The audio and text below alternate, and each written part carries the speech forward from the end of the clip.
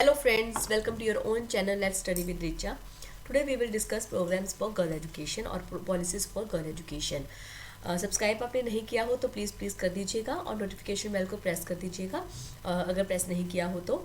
और अगर आप मेरे व्यूअर्स हैं मेरे चैनल के और फिर भी आपने सब्सक्राइब नहीं किया है तो स्पेशल रिक्वेस्ट है, ज़रूर कर दीजिएगा और लाइक और कमेंट ज़रूर कर दिया कीजिए। देखिए, मैं सेशन के बीच में आपसे रिक्वेस्ट नहीं करती हूँ बिकॉज ये आपकी ड्यूटी बनती है, ठीक है। तो आप प्लीज़ थोड़ा सा इस चीज़ को ध्यान दीजिए। आज हम स्टार्ट करेंगे programmes for girl education. Sound problem कुछ हो सकती है because I was not well, so let's start programmes for girl education. Government of India has taken different initiatives for improvement in girls' education because every country knows कि जब तक एक girl की education के ऊपर ध्यान नहीं दिया जाएगा तब तक कोई भी कंट्री जो है वो ग्रो नहीं कर सकती है, ठीक है। बिकॉज ये कॉमन सेइंग है कि अगर आप एक लड़के को पढ़ाते हो, एक मैन को पढ़ाते हो तो आप सिर्फ एक मैन को एजुकेट करते हो, बट अगर एक गर्ल को पढ़ाते हो तो आप एक पूरी फैमिली को एजुकेट करते हो, ठीक है। तो गवर्नमेंट ने इसके लिए बहुत से जो भी इन्होंने इनिशिएटिव्स किए थे आज हम उनको डिस्कस करते हैं। Article 15 that prohibits discrimination on the grounds of religion, race, caste, sex and place of birth. कि किसी भी कास्ट का की लड़की हो, किसी भी रिलीजन की हो, किसी भी कुछ भी हो, उनको एजुकेशन का अधिकार है, ठीक है। Article 45 the state shall endeavour to provide early child care and education for all children until they complete the age of 6 years, ठीक है। नेक्स्ट इज महिला समक्ष प्रोग्राम. महिला समक्ष प्रोग्राम जो है ये एक ऑनगोइंग स्कीम है for women's empowerment that was limited in 1989 to translate the goals of the national policy on education into a concrete programme for the education and empowerment of women in rural areas, particularly those from socially and economically marginalised groups.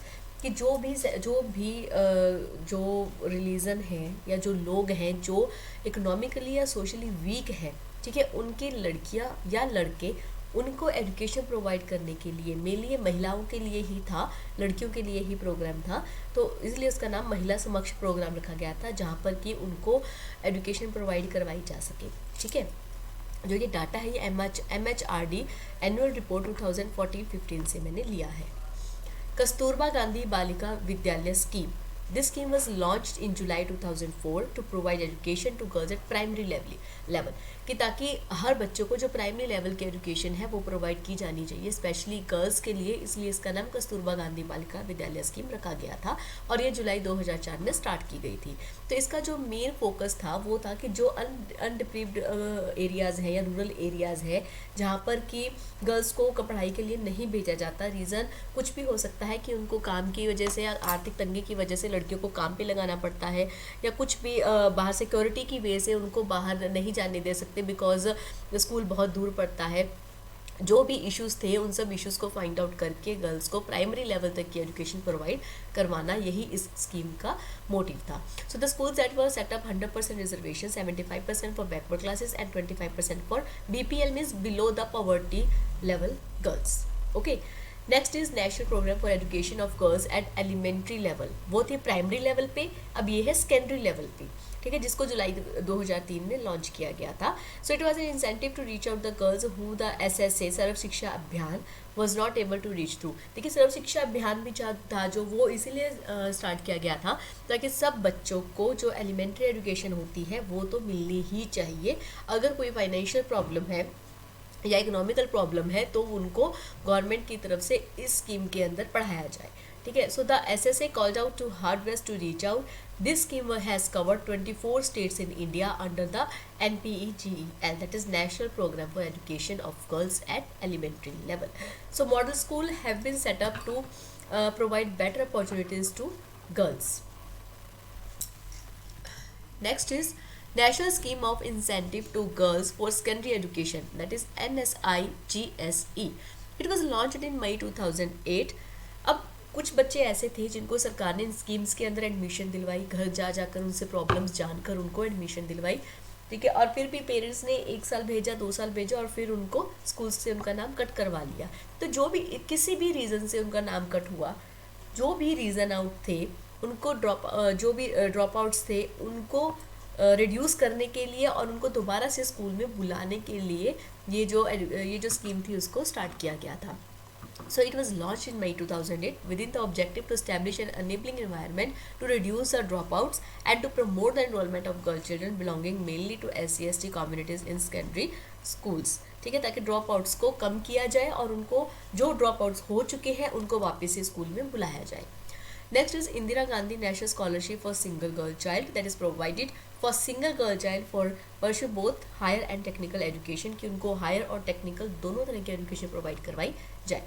Pragati Scholarship for Girl Child for Technical Education. This is for only technical education and that was Indira Gandhi National Scholarship for Higher and Technical Education. Okay, so it aims at providing encouragement and support to girl child to pursue technical education. Next is Beti Bachao Beti Padhao. This is newly announced scheme of the government of India for enhancing girls education in India. Maybe it is written as newly because जब मैंने जहाँ से data लिया था वहाँ पे तभी announce हुई होगी. Swami Vivekananda scholarship for single girl child.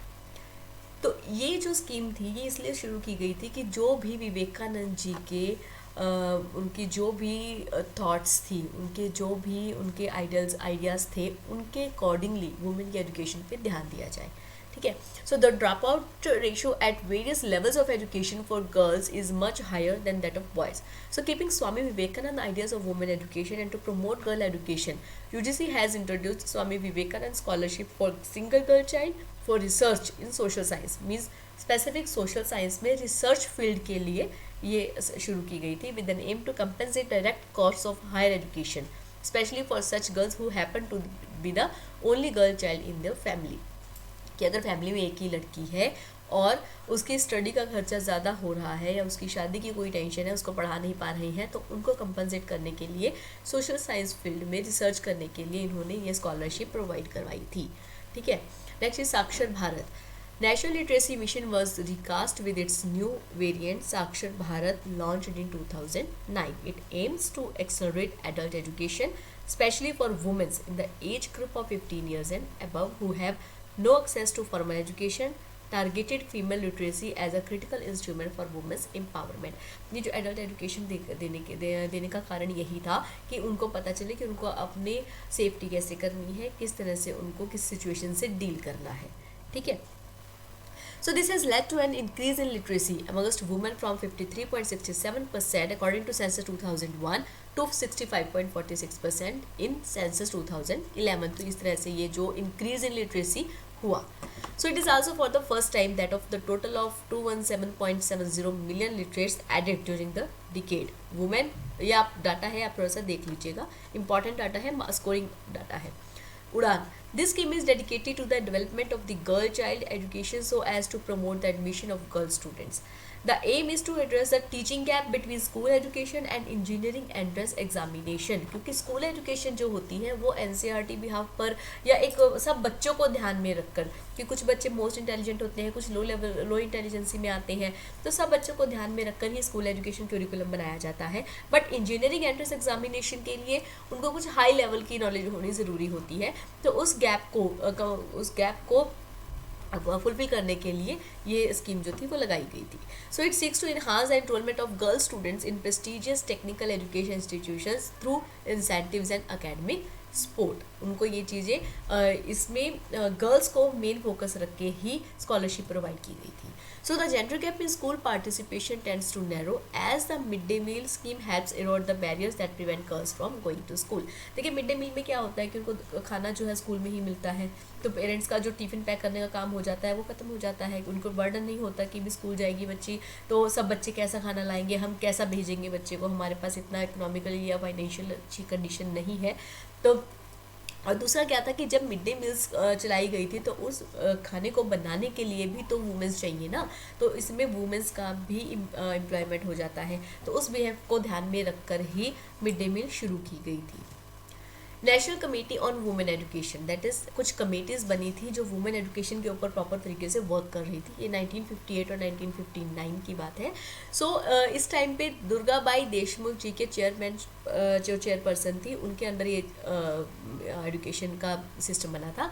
So it was the first committee after independence के बाद ये फर्स्ट कमेटी थी. It was frame to analyse the growth of women's education in India.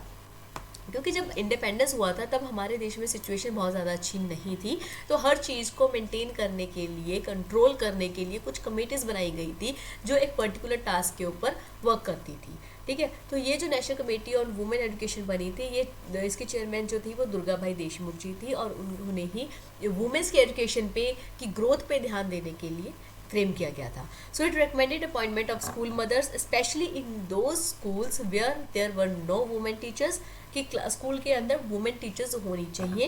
Provision of attendance scholarships, women's education week and the need to train public opinion in favour of women's education, कि जैसे उस time पे women's को ज़्यादा working नहीं करवाते थे, तो उन्होंने रिकमेंड किया था कि वुमेन्स को ही एज अ टीचर भी अपॉइंट किया जाए, ताकि वुमेन्स को एक तो एम्प्लॉयमेंट मिले, और दूसरा जो पेरेंट्स हैं वो भी बिना किसी टेंशन के या बर्डन के बच्चियों को लड़कियों को स्कूल में भेज सके। So with respect to curriculum, the committee suggested identical curriculum for boys and girls till the middle stage, after which girls could be introduced to pre-vocational courses such as typing, tailoring और teaching. तो इसलिए उनको आगे भी काम करने के लिए भेजा जाए, जैसे कि टाइपिंग के लिए, जहाँ पे वो सेफ्टी से काम कर सकते हैं। It also recommended the need to revise text books for gender stereotypical depictions. For benefit of adult women, condensed courses were to be introduced in all states so that they could appear in middle school examination, कि वो जो भी adult women's हैं जो पढ़ाई नहीं कर सकती हैं, बट उनके एम्प्लॉयमेंट के लिए कुछ कोर्सेज इस तरह के से बनाए गए जो कि वो बड़ी आसानी से कर सकें और अपने एम्प्लॉयमेंट में भी हेल्प हो जाए। So overall, the committee gave a detailed view of women's needs in relation to each level of education. Next was Education Commission 1964 and 1966. So the Education Commission under the chairperson of Dr. Kothari emphasized, देखिए doctor Kothari commission की जो है बहुत ही important है, जिसकी मैं आपको एक अलग से वीडियो भी बनाऊंगी क्योंकि वो कॉन्स्टिट्यूशन वाले सब्जेक्ट में भी आता है। So emphasized the implementation of special programs recommended by the earlier committees on women's education. It favored common curricula for boys and girls. उन्होंने ध्यान दिया था कि जेंडर डिस्क्रिमिनेशन को बिल्कुल ख़त्म किया जाना चाहिए। बॉयज़ एंड गर्ल्स के लिए सेपरेट क्यूरिकुलम, सेपरेट स्कूल्स नहीं होने चाहिए, बल्कि एक ही स्कूल में एक ही क्यूरिकुलम के अकॉर्डिंग उनको पढ़ाया जाना चाहिए। So at higher secondary stage option such as home science, fine arts were to be made compulsory for girls. ये ऑप्शन जो थे वो कंपल्सरी रखे गए थे ताकि उनको कुछ इन्हांसमेंट सिखाई जाए। ठीक है, in fact girls were to be encourage to opt for mathematics and science. पहले मैथ और साइंस जो थे वो कंपल्शन सब्जेक्ट्स नहीं होते थे, अब फिर इनको बनाया गया कि मैथ और साइंस भी कंपल्सरी सब्जेक्ट्स हैं और सबको करने हैं। Thus efforts were to be able made to prepare more women teachers to teach these subjects. अब इन सब्जेक्ट्स को इम्पॉर्टेंट भी कर दिया और कंपल्सरी भी कर दिया, साथ में ही इनको पढ़ाने के लिए भी वुमेन टीचर्स को ही रिकमेंड किया गया और अपॉइंट किया गया, ताकि पेरेंट्स जो है वो गर्ल्स को भेज सकें। और अगर गर्ल्स को मैथ और साइंस की नॉलेज स्टार्टिंग से ही शुरू हो जाएगी, स्टार्टिंग से ही वो नॉलेज के लिए इंस्पायर होंगे, तो वो इस फील्ड में भी आगे आ सकती हैं। ठीक है, इन चीज़ों को ध्यान में रखकर ही मैथ और साइंस को इम्पॉर्टेंट कंपल्सरी सब्जेक्ट अनाउंस किया गया था। Next is national policy on education 1968. In 1968 states that education of girls needs to receive emphasis not only on grounds of special justice but also social transformation. So on the whole, till the 1970s, the main consideration was to analyze the way education was organized for boys and girls. इसके according में सिर्फ ये चीज़ ध्यान रखी गई थी कि boys and girls को एक ही तरह की जो एजुकेशन है प्रोवाइड की जाए, उनके लिए सेपरेट करिकुलम्स ना हो। तो इसके लिए टेक्स्ट बुक्स में भी दोनों के लिए सिमिलर टाइप ऑफ एजुकेशन ज़रूरी थी। So it was only in the 1990s that education was considered essential for empowerment of women. National policy on education 1986 NPE 1986 observes that education will play a positive interventionist role in empowerment of women. It focuses on the need to revise curricula from a gender sensitive outlook, sensitize teachers, administrators and policy makers. ठीक है, इन सब को इस चीज़ पे focus करने की ज़रूरत थी कि क्यूरिकुलम किस तरह का होना चाहिए, बिकॉज अब तक मैथ और साइंस जो था वो कंपल्सरी सब्जेक्ट बन चुके थे, तो जो बच्चों की थॉट थी वो चेंज होनी स्टार्ट हो चुकी थी। ठीक है, तो अब ज़रूरत थी कि क्यूरिकुलम में किस तरह के कंटेंट को डाला जाए कि उससे बच्चों को और भी ज़्यादा बेनिफिट हो और साथ में ही इंडिया ग्रो कर सके। So efforts are encouraged to enhance women's literacy and to remove obstacles to their access or retention in elementary education. So participation of women in professional, technical and vocational education receive emphasis, क्योंकि जब teach करने के लिए women's को ही appoint करने पे जोर दिया गया, तो इस तरह से वुमेंस का भी पार्टिसिपेशन इंक्रीज होने लगा प्रोफेशनल, टेक्निकल और वोकेशनल एजुकेशन में, ठीक है, वो भी आगे आकर पार्टिसिपेट करने लग गए। प्रोग्राम ऑफ एक्शन 1992, जो हमारी नेशनल पॉलिसी ऑफ एजुकेशन 1986 थी, उन्होंने ही सजेस्ट किया था programme of action, suggested some parameters of empowerment of women. They are building a positive self image and self confidence, कि उनके अंदर एक सेल्फ रिस्पेक्ट, सेल्फ इमेज जो होती है उसको बिल्ड किया जाए।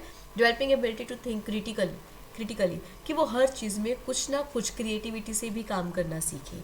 Building up group cohesion and following decision making and action, कि वो कोहेशन ना करें, ठीक है, डिसीजन मेकिंग को फॉलो करें और कुछ एक्शंस भी ले, जैसे कि अगर उनको पार्टिसिपेशन में प्रॉब्लम आ रही है तो क्या प्रॉब्लम आ रही है उसको एनालाइज करके उसको दूर भी करें, ठीक है, एक्शन भी ले।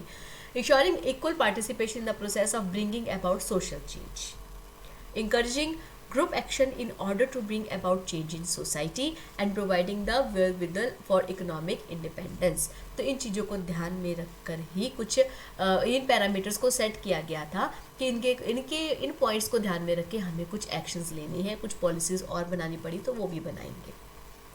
National policy for the empowerment of women 2001, it discuss the situation of women with respect to education, economy, politics and health. In the context of education women, it reiterated the recommendations of NP 1986, such as the need to create gender-sensitive education systems, universalize education, and reduce gender gap in secondary and higher education। Universalized education का मतलब होता है कि आप India के किसी भी portion में चले जाएंगे, आपको सिलेबस एक ही मिलेगा, ठीक है। एक अगर आप स्कूल चेंज करते हो, even then the teaching method can be change, क्योंकि हर टीचर का अपना मेथड होता है, स्कूल मेथड डिफरेंट हो सकता है, बट जो सिलेबस होगा, जो कंटेंट होगा वो सेम ही रहेगा, ठीक है। So that was my session. I hope आपको अच्छे से समझ में आ गया होगा, और पॉलिसीज कुछ भी जो भी मैंने डाटा कलेक्ट किया था मैंने आपको उसका सोर्स भी बता दिया है स्टार्टिंग में ही, तो आपको अगर कोई भी डाउट हो तो आप चेक कर सकते हैं और मुझे भी बता दीजिएगा ताकि मैं चेंजेस कर दूँ। तो सब्सक्राइब ना किया हो तो ज़रूर कर लीजिएगा और लाइक कमेंट ज़रूर कर देना। Thank you so much.